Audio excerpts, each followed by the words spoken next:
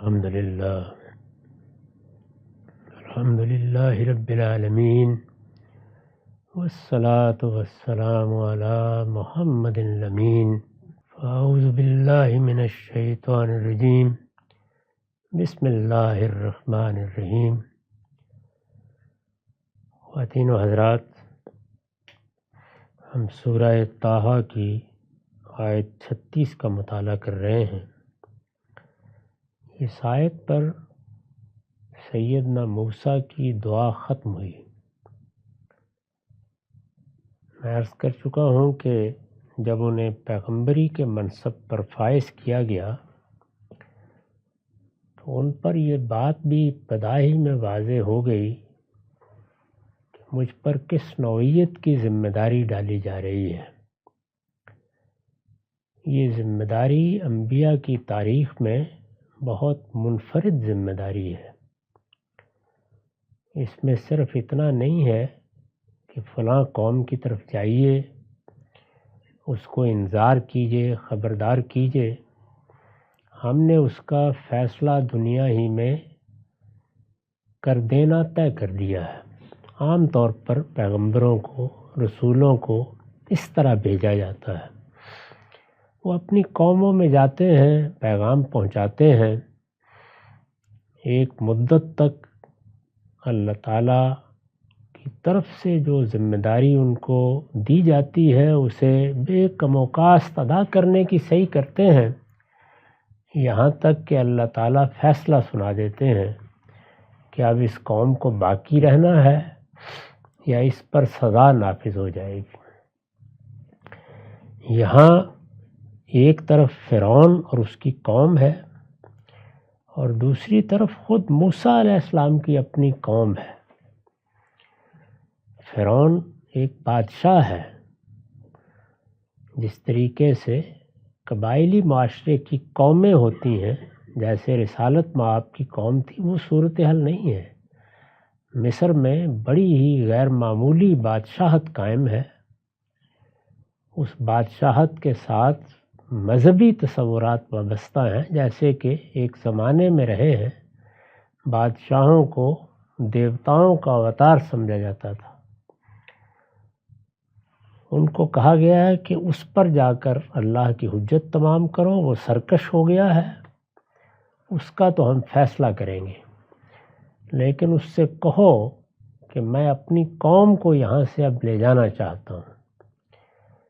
میں نے عرض کیا کہ اس سے مقصد یہ تھا کہ ابراہیم علیہ السلام کے ذریعے سے نبوت کی اسکیم میں جو تبدیلی کی گئی تھی، اب اس پر عمل کرنے کا وقت آ گیا ہے۔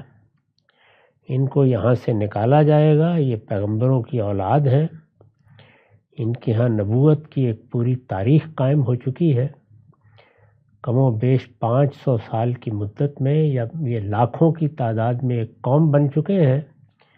یہ فلسطین میں جا کر آباد ہوں گے اور وہاں ہم توحید کا مرکز قائم کریں گے تاکہ پوری دنیا کے لیے یہ عذر ختم ہو جائے کہ وہ اگر اللہ کی ہدایت کو جاننا چاہیں تو کہاں جائیں۔ اس موقع پر اس ذمہ داری کا احساس کر کے، اس کی نوعیت کو سمجھ کر سیدنا موسیٰ نے دعا کی۔ اس میں یہ پہلو بھی ہے کہ پروردگار، میں اپنی ذات کے لیے کیا مانگ رہا ہوں، یعنی شرح صدر مانگ رہا ہوں، میری بات میں تاثیر پیدا ہو، وہ دلوں میں اترے، میرا معاملہ میرے لیے آسان ہو، میں اپنی ذمہ داری کو جس طرح کہ وہ ہے ادا کر سکوں۔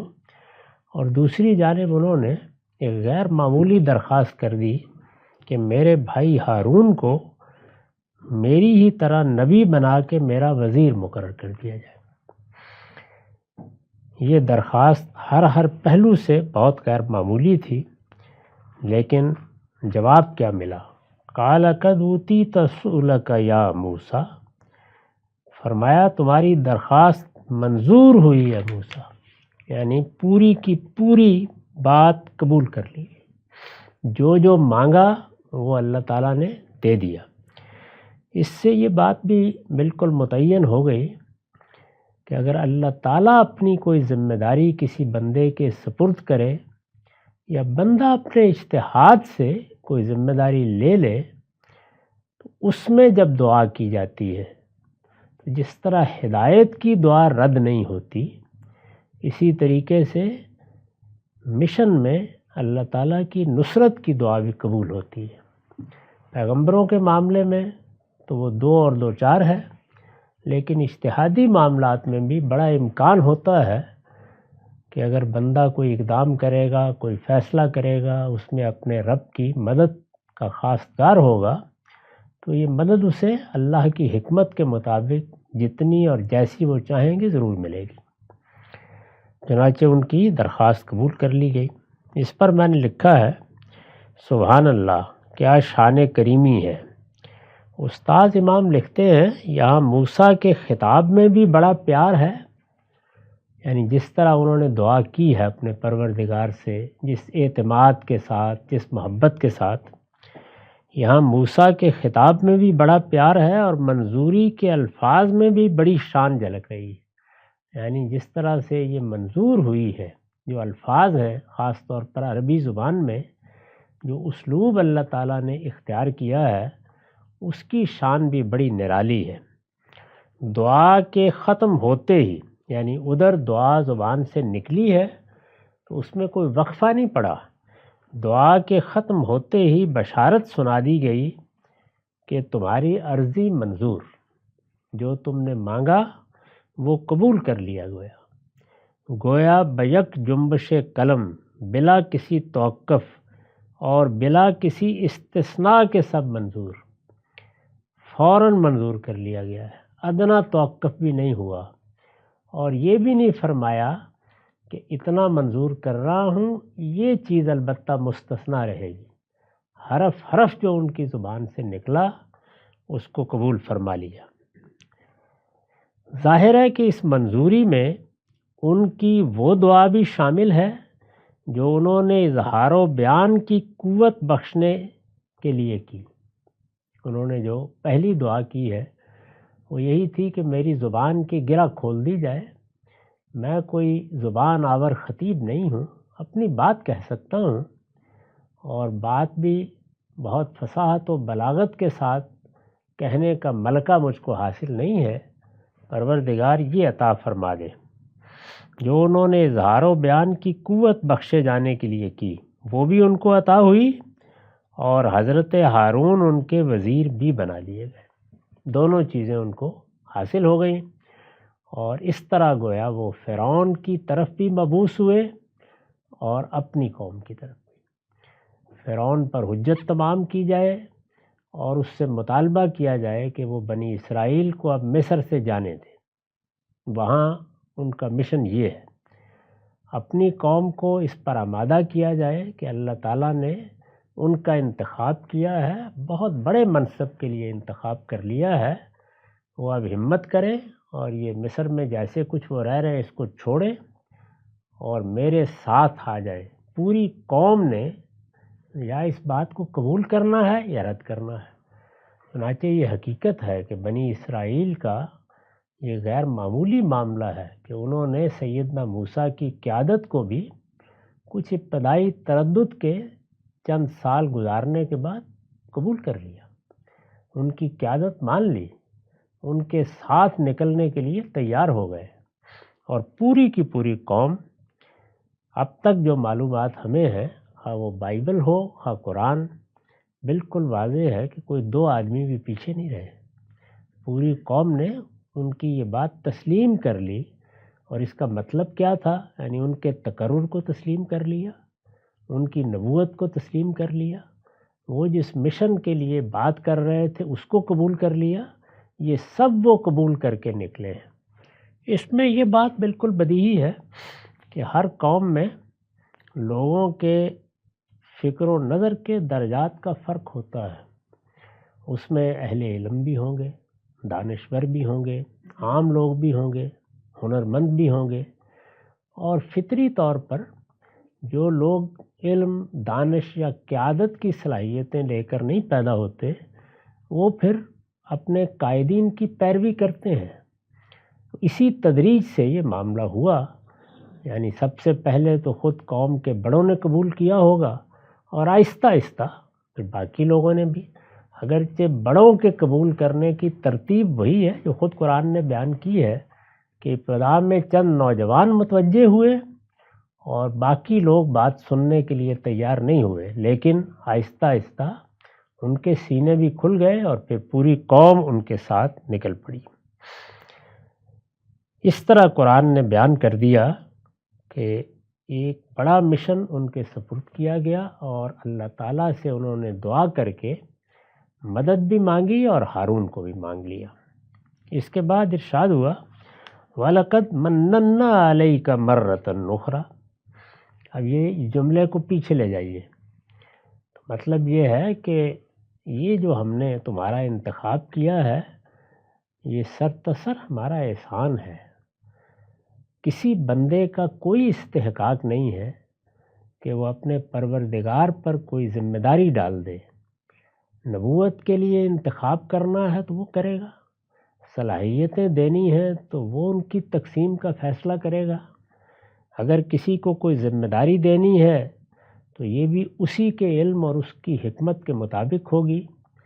بندے کو اس کو اپنے پروردگار کے احسانی کے طریقے پہ قبول کرنا چاہیے۔ اس کا رویہ شکر گزاری کا رویہ ہے، یعنی وہ اللہ تعالیٰ کی طرف سے کسی انتخاب، کسی عنایت، کسی رحمت پر اس کا شکر گزار ہوگا، اور جب وہ شکر گزار ہوگا اور اپنے روئے روئے سے شکر گزار ہوگا تو اس کو بشارت دی گئی ہے کہ لَإِن شَكَرْتُمْ لَأَزِيدَنَّكُمْ، جب تم شکر گزار ہوگے تو ہم اپنی عنایتوں میں اضافہ کریں گے، اپنی کرم نوازیوں میں اضافہ کریں گے، اپنی رحمتوں میں اضافہ کریں گے۔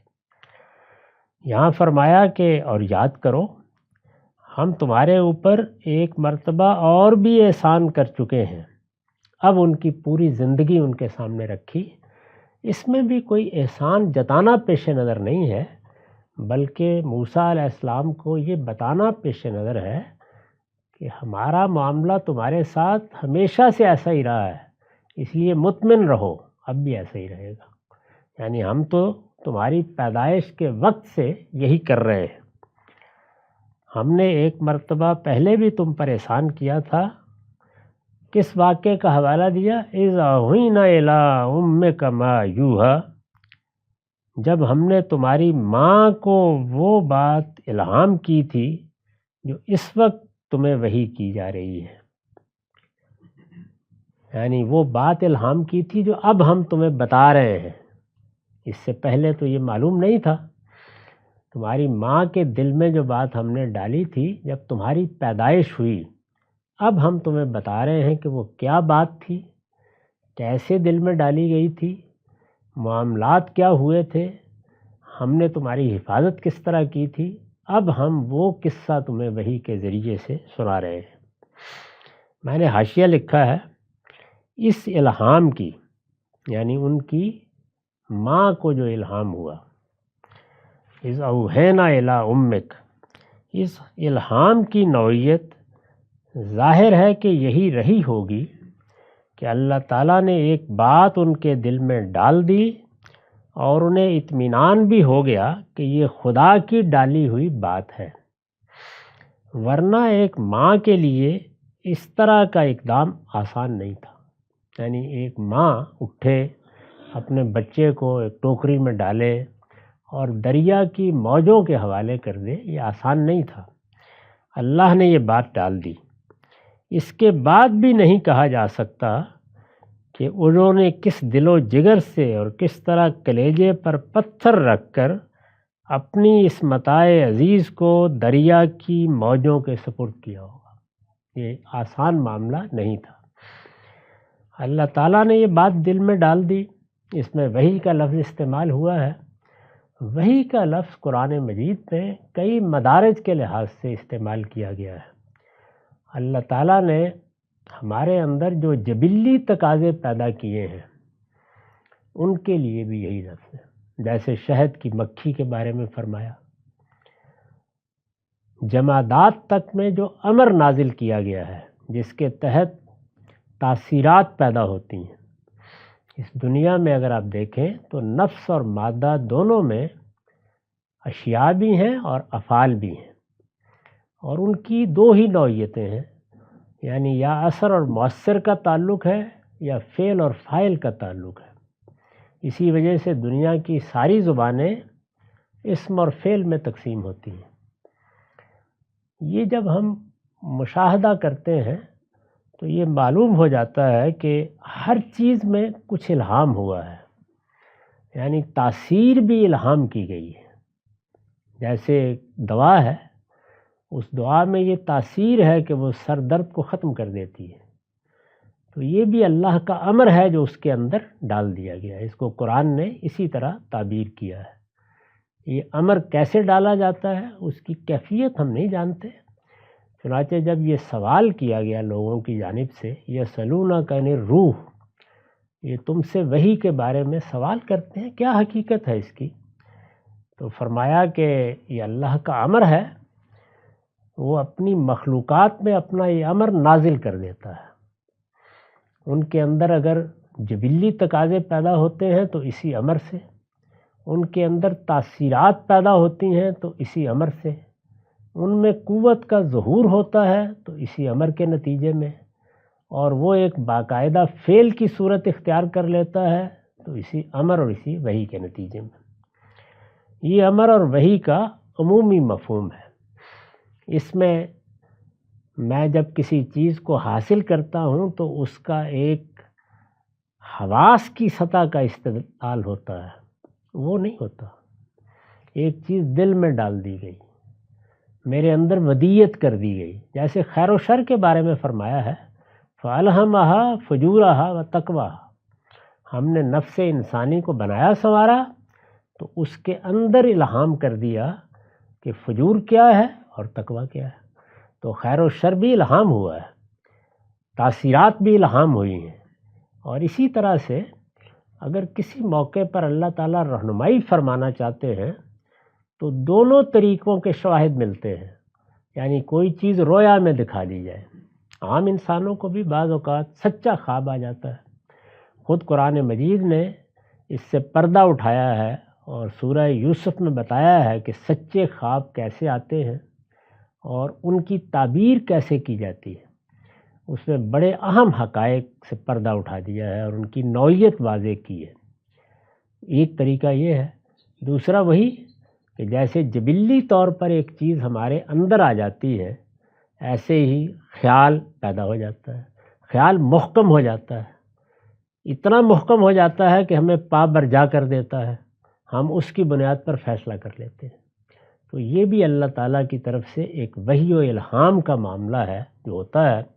بظاہر اسی طرح لگتا ہے کہ کوئی محسوس چیز نہیں تھی، لیکن ان کے دل میں یہ بات آئی اور پھر اس کے لیے آمادگی بھی پیدا کر دی گئی، اور فیصلہ کرنے کے لیے یا اقدام کے لیے جو قوت چاہیے ہوتی ہے وہ بھی پیدا ہو گئی۔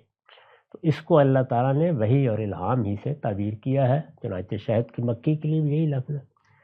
انبیاء علیہم السلام کا معاملہ یہ نہیں ہے، ان کے ساتھ کلام کیا جاتا ہے۔ قرآن مجید نے بیان فرمایا اس کو، یعنی وہاں باقاعدہ ایک بات نازل ہوتی ہے اور وہ بات خیال سے لفظ تک اسی طرح سب مراحل طے کرتی ہے جس طریقے سے ہمارے باطن میں خیال سے لفظ تک مختلف مراحل طے ہوتے ہیں، یعنی اس میں آواز بھی، اس میں لفظ بھی، اس میں اس کا پیرہن بھی، اس میں اس کی حقیقت بھی۔ تو لفظ اور معنی کے پورے ربط کے ساتھ جس طرح کلام ہوتا ہے بالکل وہی کیفیت ہوتی ہے۔ چنانچہ سورہ شورى میں اسی لیے فرمایا ہے کہ کسی بشر کا یہ مقام نہیں ہے کہ اس سے اللہ کلام کرے، ان یکلمہ اللہ، یعنی وہاں یہ ہے وہی الہام۔ یہ تو جس طرح میں نے عرض کیا ہر ایک کو ہوتے رہتے ہیں، یہ سائنسدانوں کو بھی ہوتے ہیں، یہ شہد کی مکھی کو بھی ہوتے ہیں، لیکن وہ کلام ہے، اور اس کلام کے بارے میں یہ کہا ہے کہ اس کی پھر 3 صورتیں ہوتی ہیں۔ یعنی کبھی تو ایسا ہوتا ہے کہ پردے کے پیچھے سے آواز آتی ہے باقاعدہ، جیسے سیدنا موسیٰ نے وہ آواز سنی، خیال بھی لفظ کا جامہ پہن کر ان تک پہنچا، اور وہ ایسے ہی گفتگو کر رہے تھے اس جھاڑی کے پاس کھڑے ہوئے جیسے ہم آپ گفتگو کرتے ہیں۔ تو پہلی صورت یہ ہے۔ دوسری یہ ہے کہ دل میں ایک بات ڈالی گئی لیکن لفظ بن کے کلام کی صورت میں ایسے ہی میرے لیے ایک حقیقت بن گئی جیسے میرا خیال الفاظ کا جامع پہن لیتا ہے۔ تو یہ بھی ایک محسوس عمل ہے، یعنی صاف نظر آ رہا ہوتا ہے کہ ایک چیز مجھ پر نازل ہو رہی ہے، مجھے دی گئی ہے۔ اس کی مختلف کیفیات حدیثوں میں بیان ہوئی ہیں، وہ بھی سامنے رکھنی چاہیے۔ تیسری صورت یہ ہے کہ اللہ تعالیٰ اپنے کسی فرشتے کو بھیجتے ہیں اور پھر وہ آگے دیکھیے کیا الفاظ ہیں تاکہ یہ سمجھ میں آ جائے کہ وہاں وحی سے کیا مراد ہے۔ فرشتے کو بھیجتے پھر وہ وحی کرتا ہے، تو وہاں بھی وحی ہو رہی ہے لیکن اس وحی کی نوعیت کلام کی ہے۔ تو یہ دونوں کا فرق ملحوظ رکھنا چاہیے۔ اس کو لوگ خلط ملط کرتے ہیں اور اس طرح پیغمبروں کے ساتھ جو معاملہ ہوتا ہے اس کو بعض دوسرے معاملات کے ساتھ ملا کر نبوت کی بھی نئی نئی قسمیں ایجاد کر لیتے ہیں۔ اس الہام کی نوعیت ظاہر ہے کہ یہی رہی ہوگی کہ اللہ تعالیٰ نے ایک بات ان کے دل میں ڈال دی اور انہیں اطمینان بھی ہو گیا کہ یہ خدا کی ڈالی ہوئی بات ہے، ورنہ ایک ماں کے لیے اس طرح کا اقدام آسان نہیں تھا۔ اس کے بعد بھی نہیں کہا جا سکتا کہ انہوں نے کس دل و جگر سے اور کس طرح کلیجے پر پتھر رکھ کر اپنی اس متاع عزیز کو دریا کی موجوں کے سپرد کیا ہوگا۔ یہ آسان کام نہیں تھا، چنانچہ فرمایا کہ اس طرح سے ہم نے تمہاری ماں کو تمہاری حفاظت کے لیے الہام کیا تھا۔ کیا الہام تھا؟ وہ الہام یہ تھا کہ نقذ فیہ فی التابوت فقذ فیہ فی الیم فلیلقہ یم بالساحل یاخذہ عدو لی و عدو لہ وَأَلْقَيْتُ عَلَيْكَ مَحَبَّةً مِّنِّي وَلِتُصْنَعَ عَنْ عَيْنِي۔ وحی کی جا رہی ہے کہ اس بچے کو صندوق میں رکھو، پھر صندوق کو دریا میں ڈال دو، یعنی پہلے ایک صندوق سا بنایا جائے جس میں بچہ گویا جس طرح کشتی پانی میں تیرتی ہے اسی طرح محفوظ تیرتا رہ سکے، اور اس میں بچے کو رکھ کے صندوق کو دریا میں ڈال دیا جائے۔ اس پر میں نے حاشیہ لکھا ہے، موسیٰ علیہ السلام کو یہ بات، یعنی یہ جو واقعہ پیش آیا ہے، یہ بات ان کی والدہ ماجدہ نے ضرور بتائی ہوگی، اس لیے کہ یہ بڑا غیر معمولی واقعہ ہے، بڑے ہوئے ہوں گے تو بتائی ہوگی، لیکن اس کے اندر دست غیب کی جو کار فرمائیاں تھیں ان کی طرف اب انہیں وحی کے ذریعے سے توجہ دلائی جا رہی ہے۔ یعنی یہ بتایا جا رہا ہے، یہاں جو الفاظ ہیں وہ الفاظ یہ ہیں کہ ہم نے تمہاری ماں کی طرف وحی کی تھی، وہ بات جو اب ہم تمہیں وحی کر رہے ہیں، بتا رہے ہیں۔ تو گویا اس وقت یہ معلوم نہیں تھا ان کو، لیکن واقعہ تو پیش آیا، مطمئن ہوئیں، ایک طرح سے الہام سا انہوں نے محسوس کیا، اس کے بعد بچے کو ڈال دیا، بچہ محفوظ بھی رہا، اور پھر وہ آگے سارے واقعات پیش آ گئے۔ تو یہ واقعہ چونکہ بڑا غیر معمولی ہے تو انہوں نے ذکر بھی کیا ہوگا، تاہم اب انہیں یہ بتایا جا رہا ہے، یعنی جب نبوت دی جا رہی ہے تو اس وحی کے ذریعے سے جو نبوت کی وحی ہے، جو کلام کی صورت میں آتی ہے، اس میں دیکھیے واضح کیا اس بات کو کہ وحی کی یہ قسم بالکل مختلف ہے۔ یہاں بھی الفاظ کے ہیں ما یوحا، اور پیچھے ہم دیکھ چکے ہیں کہ کلام ہو رہا ہے، یعنی اللہ تعالیٰ نے باقاعدہ کلام کیا اور ان کے بارے میں بتایا بھی ہے کہ ان سے تو ہم ہمیشہ کلام ہی کرتے تھے براہ راست، یعنی ان کی خصوصیت یہی ہے۔ تو یہ دونوں چیزیں سمجھ لینی چاہیے۔ ارشاد ہوا کہ یہ ہم نے اس کو ہدایت کی تھی، اور اس کے بعد اس کے نتائج یہ تھے کہ پھر کیا ہوگا، یعنی ہم نے یہ طے کر دیا، یہ بات ہماری طرف سے مقدر کر دی گئی۔ وہ کیا بات تھی؟ وہ بات تھی یہ کہ فَلْيُلْقِهِ یم، پھر دریا اس پر کنارے پر ڈال دے، یعنی یہ کہہ دیا کہ تمہارا کام اتنا ہی ہے، تم صندوق کو دریا کے سپرد کرو، دریا بھی ہمارے احکام سن رہا ہے، اس کے لیے ہدایت ہے کہ وہ اس صندوق کو دریا پر ڈال دے۔ آگے بھی طے ہے کہ کیا ہونا ہے، دیکھیں کس خوبصورتی سے بیان کیا ہے، دریا اس کو کنارے پر ڈال دے کہ اس کو وہ شخص اٹھا لے جو میرا بھی دشمن ہے اور اس بچے کا بھی دشمن ہے۔ یعنی یہ سب کا سب ہم نے طے کر دیا ہے، یہ ایسے ہی ہونا ہے۔ تو اس کو بیان جن الفاظ میں کیا ہے اس میں کمال یہ ہے کہ گویا یوں لگتا ہے کہ ایک حکم ہم ماں کو دے رہے تھے اور اس کے بعد آگے بھی جتنے اسباب ہیں ان سب کو بھی ہم یہی حکم دے رہے تھے کہ یہ بھی ہو، یہ بھی ہو، یہ بھی ہو، اور اس طریقے سے۔ میں نے لکھا یہ ہدایت اس لیے کی گئی کہ فرعون نے اس زمانے میں اسرائیلی بچوں کے قتل کا حکم دے دیا تھا۔ یعنی یہ کیوں ضرورت پیش آئی کہ وہ ایک صندوق میں پیدا ہونے کے فوراً بعد بچے کو رکھیں اور اس طرح دریا میں ڈال دیں؟ تو حادثہ یہ تھا کہ فرعون نے اس زمانے میں اسرائیلی بچوں کے قتل کا حکم دے دیا تھا۔ اس کی تفصیلات قرآن میں کئی جگہ بیان ہوئی ہیں، ہم بھی بیان کر چکے ہیں کہ یہ بیگار میں پکڑے ہوئے لوگ سمجھے جاتے تھے، ان کے بارے میں پورا اہتمام کیا جاتا تھا کہ کبھی اٹھنے نہ پائیں، ہمیشہ اسی حیثیت میں رہیں۔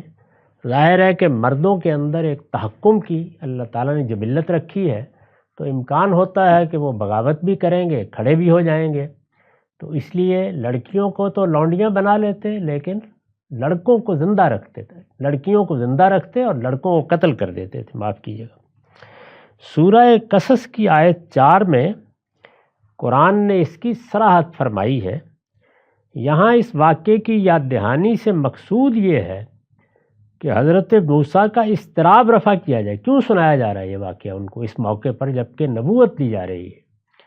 حضرت موسیٰ کا اضطراب رفع کیا جائے کہ بغیر کسی تردد کے وہ فرعون کے پاس جائیں۔ یعنی بتایا جا رہا ہے، یہ دوسری جگہ واضح ہے، سورہ قصص میں بھی ہے کہ انہوں نے کہا کہ وہ تو جاتے ہی معلوم نہیں کیا کر ڈالے گا، ایک بادشاہ ہے، ایسا نہیں ہے کسی قبیلے میں جانا ہے، قوم کے لوگوں سے بات کرنی ہے جیسے دوسرے پیغمبروں کا معاملہ رہا ہے، تو ایک بڑا ہی خطرناک معاملہ تھا۔ تو یہ اطمینان دلایا جا رہا ہے کہ موسیٰ جب وہ تمہارے قتل کے درپے تھا اس وقت بھی ہم تمہیں اس کی طرف بھیج چکے ہیں، اس وقت بھی وہیں گئے تھے، تو اس وقت اگر ہم نے حفاظت کی تھی تو اب بھی پریشانی کی کوئی ضرورت نہیں ہے۔ دیکھیے کس خوبصورتی سے اس واقعے کو یاد دلا کے یہ بتا دیا ہے کہ اس وقت تو بے بس تھے، ایک معصوم بچہ صندوق میں پڑا ہوا ہے، تو فرعون ہی کے پاس بھیجا تھا اس وقت بھی تمہیں، پھر دیکھو کیا ہوا تھا۔ تو اب بھی اطمینان رکھو، یہ اضطراب کو دور کیا۔ حضرت موسیٰ کا اضطراب رفع کیا جائے کہ بغیر کسی تردد کے وہ فرعون کے پاس جائیں اور اطمینان رکھیں کہ جس خدا نے اس وقت انہیں بچا لیا تھا وہی اب بھی حفاظت فرمائے گا، وہ ان کے ساتھ ہے، اس لیے انہیں اس مہم سے ہرگز کوئی اندیشہ محسوس نہیں کرنا چاہیے۔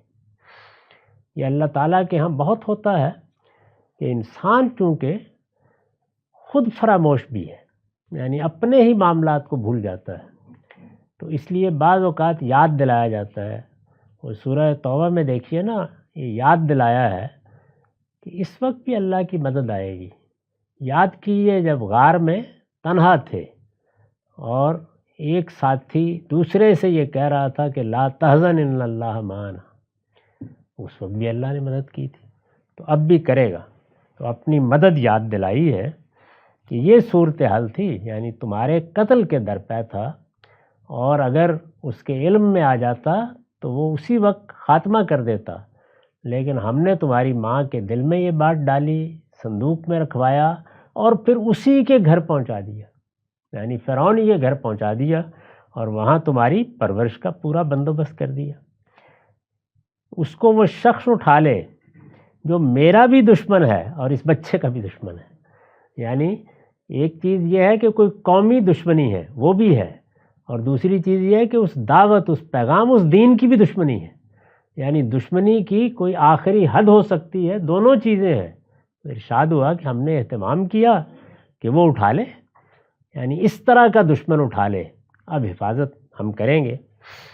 ارشاد ہوا کہ تم بچے سے تھے، موہنا سا بچہ جو ایک صندوق میں پڑا ہوا ہے، تو ہم نے خیال کیا کہ اس بچے کے معاملے میں ویسے تو بچہ محبوب ہوتا ہے، توجہ کھینچ لیتا ہے، اس میں بڑی کشش ہوتی ہے، بچے پر ویسے ہی رحمت آتی ہے، لیکن ارشاد ہوا کہ نہیں، ہم نے اس کے دل کو نرم کرنے کے لیے وَأَلْقَيْتُ عَلَيْكَ مَحَبَّةً مِّنِّي، اور اس بچے اور میں نے تم پر اپنی طرف سے محبت کا ایک پرتو ڈال دیا تھا کہ وہ بھی شفقت کے لیے مجبور ہو جائے.